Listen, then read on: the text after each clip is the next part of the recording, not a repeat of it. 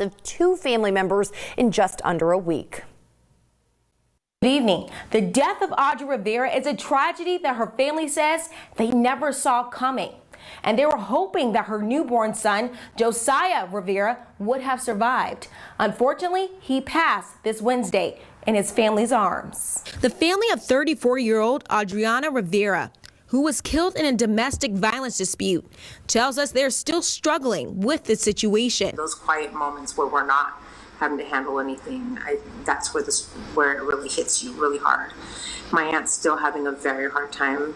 The kids are adjusting. Rivera was pregnant at the time, and police say she was killed by her on-again, off-again boyfriend, 36-year-old Javier Vidal. Kern County Sheriff's Office say Vidal left the scene of the crime in Weed Patch with their 2-year-old Elias Vidal, who he shares with Audrey, after shooting the young mother.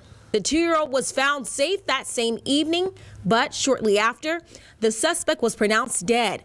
According to officials, it was the result of a shootout. KCSO states it was Vidal who fired first. Since then, 2-year-old Elias has been reunited with his family, but his little brother, Josiah, did not make it. And Josiah has had to be taken off life support, so he is in heaven with his mom. We feel like maybe she needed him more. The family tells 23 ABC there will be a public celebration of life for both Josiah and Audrey, which is scheduled for April 24th at the Basham Funeral Home from 5 p.m. to 8 p.m. For the viewing, the funeral home will be practicing social distancing by allowing 10 people in at a time and requiring the wearing of masks. Josiah will be buried with his mom. He will be placed in the casket with her.